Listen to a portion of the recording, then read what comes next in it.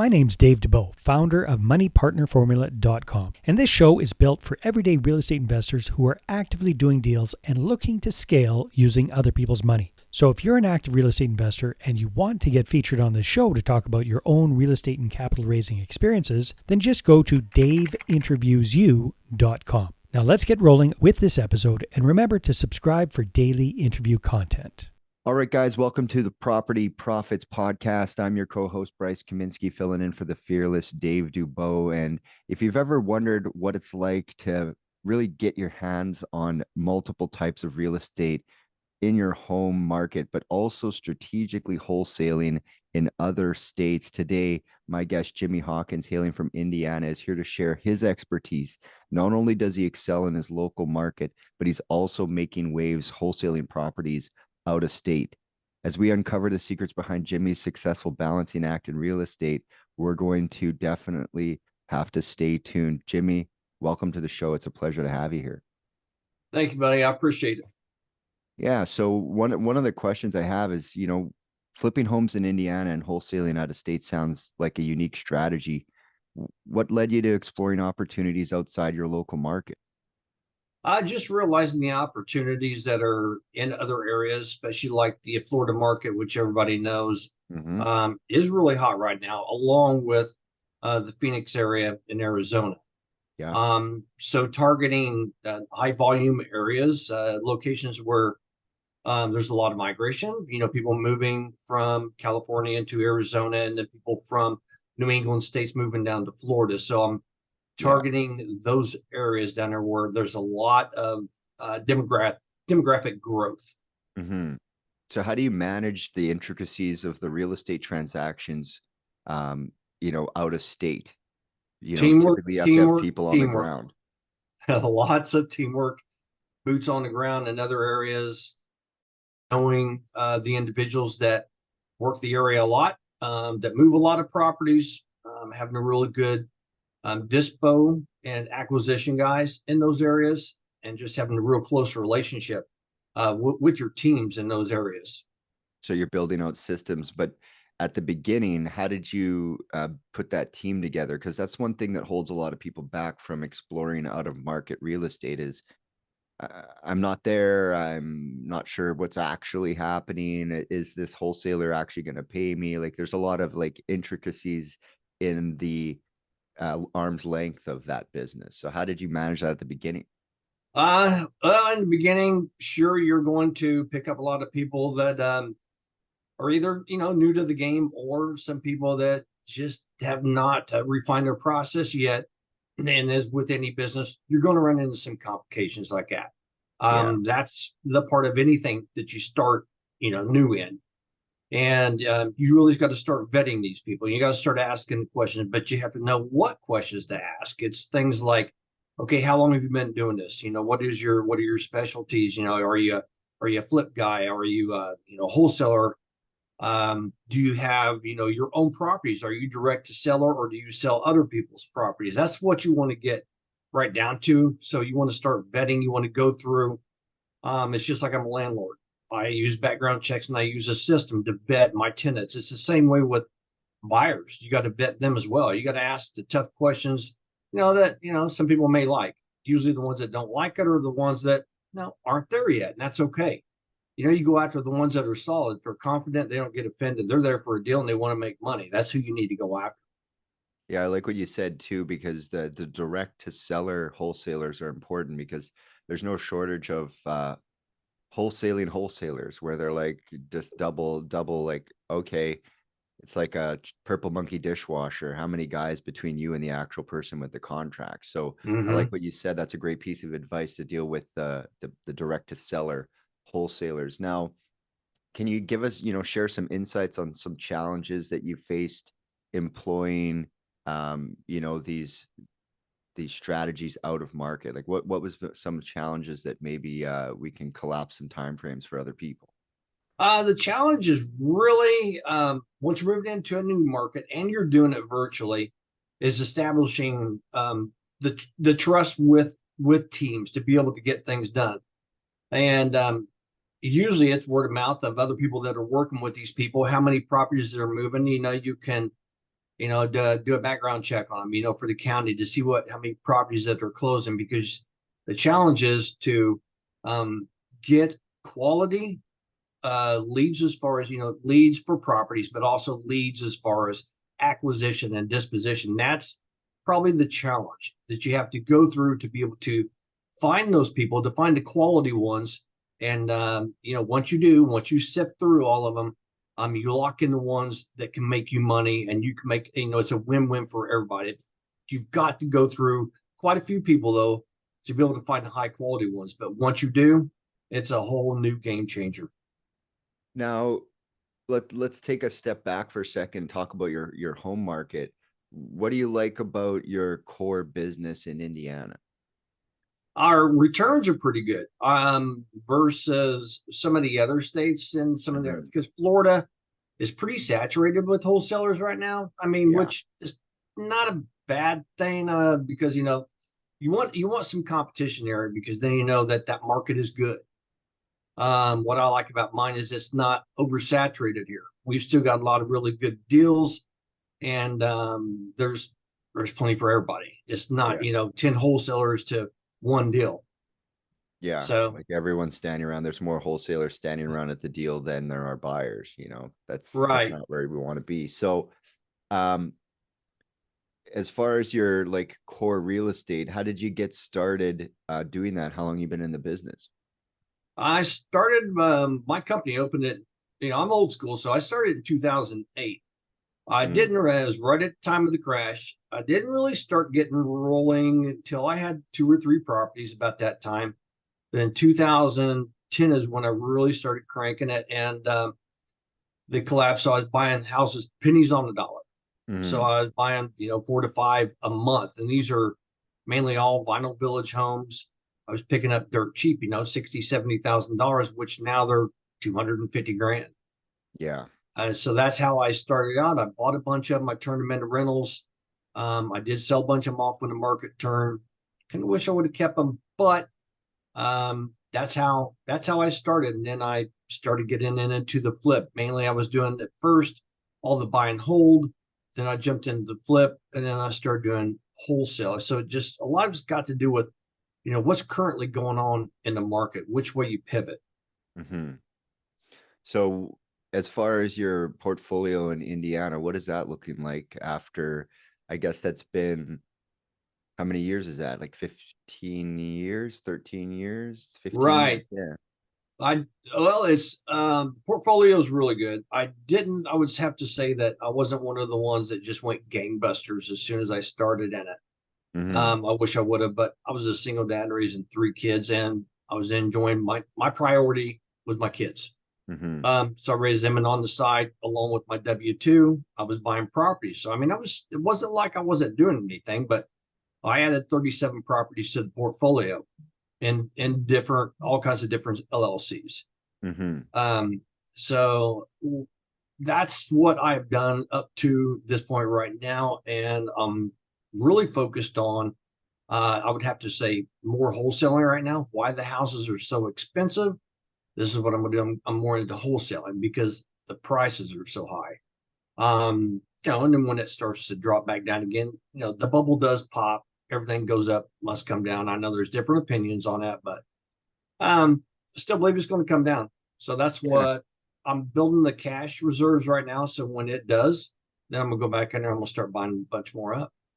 Yeah. I mean, people are going to have to renew some of these mortgages and their equity, even at their positions. They're going to have to make decisions about whether they're going to continue being a property owner or if it makes more sense to, rent at the end of the day. So, um, as far as Indiana, you're set up there, you've got your business rolling, you've got some property. What maybe that you don't like so much about that market? Um, to be honest with you, I really don't dislike anything about it. I can be Yeah. straightforward with you. Yeah, I Yeah. mean that's great. I mean that's probably why why you've become so invested in it. Now, before the show, you mentioned some successful lending that you've been able to recently acquire. And you mentioned using commercial lending and private and hard money real estate, for your real estate endeavors. How does your financing approach differ, when you're flipping properties versus, the capital that comes with wholesaling? Because are you putting any money into these, like for escrow and things like that, or are you trying to keep your money out of the wholesaling game? Because I know that there's sometimes you do have to put a little bit of skin in the game when the deal is good. Well, what I have done up to this point, which was a real popular thing to do, which was called the Burr method. I'm not sure if you heard of it. Okay, anyways, Yep. buy, remodel, refinance, rent out. Mm-hmm. So those were quick turns, no seasoning period. Buy the property, fix it up, get the money back, plus another 10 or 20 grand, whatever you want to put in your pocket. But Mm-hmm. those were at a lot lower interest rates than they Yeah. are now. So all the ones that I have bought, I did the Burr, got all the money back. So I'm still holding the money. Right now, since the properties are, a lot higher right now, the rates are a lot higher. My main strategy is wholesale right now until now, I mean, there's still good deals out there. Not say Mm-hmm. there isn't, there are, but there just aren't as many. Yeah, it's hard to That's make what the numbers work like it did with the interest rate, because the more you pull out of the property, the higher you take that refinance. It's it's just it's coming at your cash flow. It's like, what do you want today, money or cash flow? And or it's going to be cash flow negative. So you take 10 grand out, but you're under and it takes five back over the year. So um what would you say to someone who's, what would your advice be to a fellow investor looking to expand their reach beyond their local market? um what I would say is first things first is jump into the local, wherever you're wanting to invest at, wherever it is. Somebody might like, South Carolina, or, who knows, Michigan Texas or or Colorado or something. Colorado. Yeah, wherever it may be. What I would recommend is, and this is what I've done, I target the Facebook chatter groups in Mm, that local area, not so much in the state, but mainly in the area, just like, Tampa chatter Facebook groups, or, St. Pete or Jacksonville. I don't hit all of Florida unless it's just like, Florida wholesale group and there's 50,000 members, then jump in mhm, there. mhm. That's what I have done, and what I highly recommend. And just network the hell out of those areas. Talk to everybody. Sit there and start blasting out messages to people. Find out who are the heavy hitters there in that area, because that's who you're going to need. Yeah, there, when you sign up for those lists, or people are like, "Hey, I'm a wholesaler in this market," and you put your email in that Facebook group, suddenly you have to create a new email specifically just to collect all of the deals from Florida. Like I've got a Florida real estate bucket at gmail.com, because as soon as you put your email out there, especially in some of those groups, you just start getting opportunities. Now, whether it's an opportunity or not, I mean, it's a wholesale deal, so you got to do your numbers. You got to, look at that. So when you're doing the wholesaling, are you focused primarily on acquiring them or moving them, selling them to buyer lists? Well, there's actually two ways. I mean, there's one really good way of doing it. It's not as profitable, but you can move a ton of properties. Is micro flipping. Mm-hmm. You're not direct to the seller, but you're direct to the end buyer. You're just the middleman moving properties. Some people call it daisy chaining. Daisy chaining is usually when you have, 3, 4, 5 people deep. Yeah. This is micro flipping, to where it's just like, okay, hey, you're direct to the seller. And I'm like, okay, hey, you did get with me. You're like, I got this property, man. It's a good deal. And I'm like, hey, I got a buyer for you. I got a buyer for Mm-hmm. that. Boom, we do the deal. I'm the middle guy in between you two. And which Yeah. that's a really good spot to be in. There's people that, they make 6 figures a month on doing this, that I know personally, and they're really, really, really good at it. And then the Yeah. other way is to be, just a dispo guy. You're only, you've got strong buyers, Mm-hmm. or you're a great acquisition, a great acquisition guy, and you can find all the properties. So there's really 3 ways to do it, but I would have to say the best, fastest, and easiest way to do it is to be that micro flipper in other areas that you're working virtually. Yeah. See, I work locally, and I'm a huge believer in he who controls the contract wins the deal, because so many times you show up, like I'm sure you get that with micro flipping too. You go to the direct to seller and he's like, yeah, somebody else bought it. And no matter what, no matter who buys it, the guy who found it usually gets paid. So how often are you able to connect? Like, what's your percentages as far as for someone who's thinking, oh, I want to start wholesaling out of a state? What's the hours, the dollars per hour when you're actually thinking about your time, and how often you actually convert against the number of opportunities that you take to the table? I would say the ones that I get from other direct to seller, and of course Those I'm guys very, acquired it, right? They're the ones yeah. that got the paper and they message you and you put it out to your buyers list, and then they buy through you, and you guys what, split the fees, or how does it typically work? What do you have arranged with your guys? It can depend. We can JV where it's a 50-50 split, or they might say, well, hey, I don't have a whole lot on this one. Hmm. Just throw a fee on top. Oh And yeah. then, Yeah, we do that sometimes here too. Yeah. yeah, so It's like skinny, go, skinny, go get $1,000 from your guy. Like you're asking yeah. me to split $1,000 over here. So yeah, yeah, definitely. How do you differentiate who's a direct to seller? Because they all advertise themselves as direct to seller in a particular way. When you see the emails, you wouldn't really know that they're daisy chaining this thing. How do you find the direct to seller people that you're networking with, or how do you identify them out of the pile of people that are wholesaling in town? Well, I understand what you're saying. And a lot of people will say I'm direct to the contract, which is misleading, Mm-hmm. because they're actually direct to the person that is direct. Yeah. So get a lot of that. And a lot of times, because I'm connected with a lot of different people, I'll see that deal come through, from other people. And then I know, okay, there's a direct guy. I don't get offended by that because, maybe they have an exclusive option with that guy and they're Mm-hmm. trying to move it for him. And which is cool. It's probably a micro flipper. Mm-hmm. But I don't get on there and say, hey, I've already seen this because I already know, like, all right, somebody else has got it. There's no And what sense would in it wasting. even matter, right? What would he, I've already seen this. And yeah, you and the other 16,000 people on the list. That's Yeah. why I So don't mind why? seeing it a couple times. It just means that the guys are doing their jobs. Like, let's move some houses. Yeah, some So people get bent out of shape and waste their time and saying, "Oh, hey man, I've already seen this. What are you doing? Send it to me." I'm like, dude, you just wasted 2 minutes of investing time by saying that. I mean, like, you saw it. Get over it. Go on to the next where you can make money. There's no sense in yeah. dwelling and wasting time on it. So as a micro flipper, you must focus a lot of your energy on building your buyers list.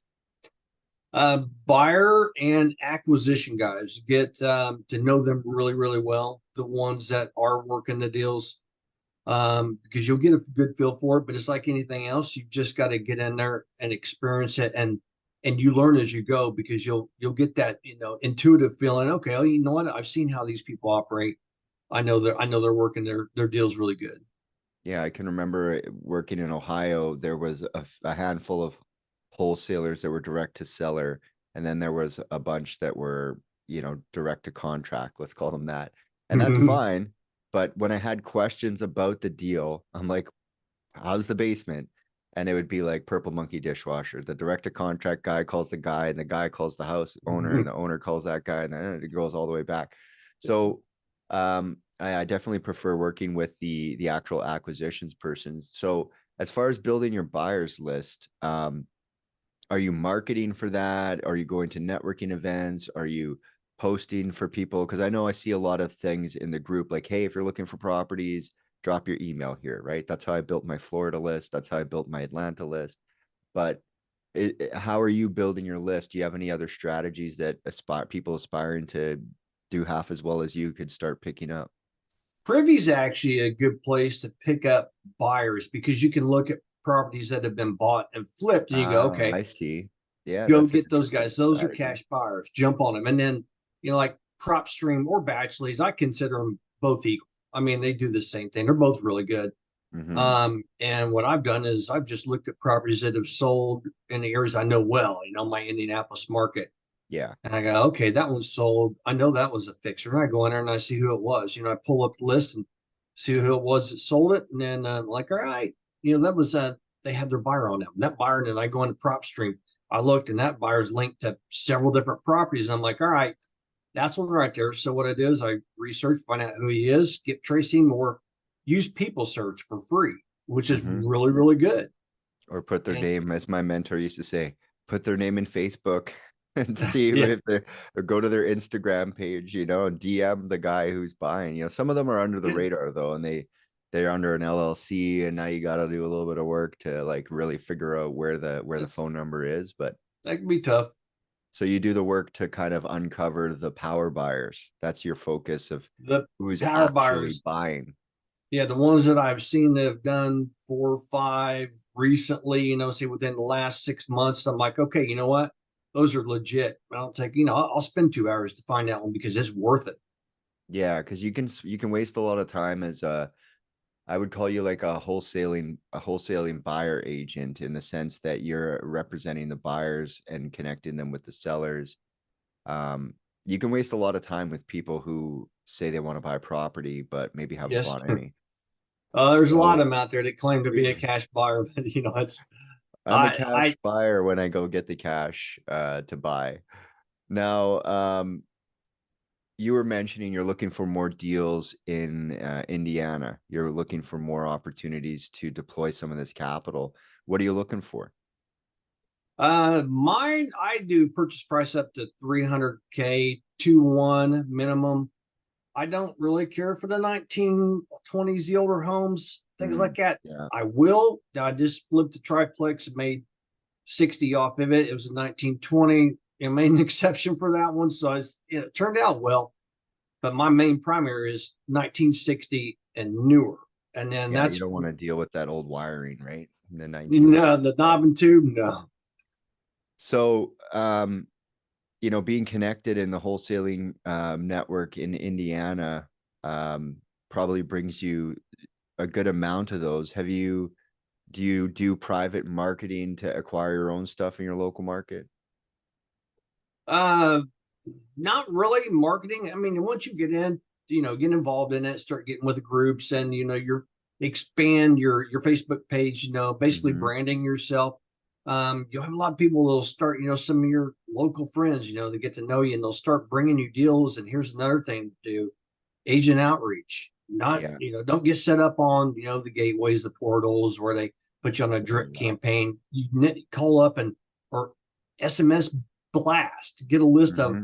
you I've know heard a that's working really well, is just like, because yeah. agents are busy, an agent can text you back when they're standing in a listing waiting for this person who's seen Mhm. 10 houses and is not buying any of them.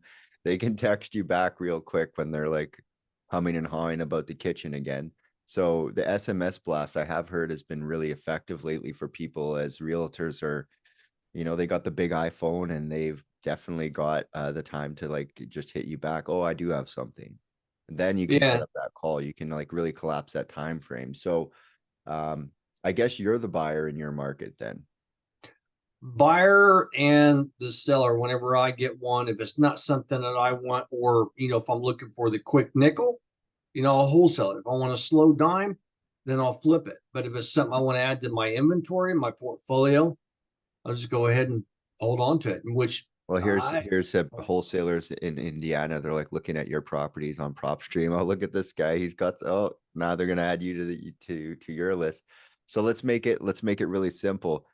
How do people get a hold of you if they want to invest with you, if they want to send you deals, if they just want to have a quick chat or join some of your networking groups? How do they uh, find you? What should they do? yeah, they can and I've got a Google Voice number that I use if they want to get a hold of me. If they want to shoot me a text, they can shoot me a text. It's 317-620-1546. If we get past that and they want some more information, we have a call or some text or something like that. I can give them my email. I just don't like put it out there to get, like you said, inundated with a ton of Yeah. emails. Let's stick with the phone number. You got Instagram or Facebook or whatever for them I to do. I do have an check out your Instagram. social. Yeah, I don't use it a whole lot, but you can find me at Jimmy Hawkins on Facebook. Awesome. Awesome. Yeah. Well, I really appreciate the time. And, I think that if you're an aspiring wholesaler, this was the episode for you, because you really dropped some knowledge for, even the seasoned guy like me who's done a fair bit. I learned a few things. So I really appreciate your time, Jimmy. No problem. We all always keep learning all the time. Everything's changing all the time. And yeah, you just got to stay sharp, keep sharpening that axe. Absolutely. All right. Well, until next time, guys, we'll catch you on the next episode. Thanks, brother. Hey there, I really hope you enjoyed that episode. And as always, if you want to listen to more daily interview content, make sure you subscribe. And if you're an active real estate investor and you're doing deals and you'd like to get featured on this show, then just head over to daveinterviewyou.com. Now at moneypartnerformula.com, we help real estate investors to create a process for predictably getting capital so they can do more deals without relying on hard money lenders or the banks. We do this by building them a private capital marketing system. Now, if you want help turning yourself into a big money capital attraction machine, then book a call with our team to see how we can help. Just visit moneypartnerformula.com to find out more. All right, take care, and we'll see you on the next interview.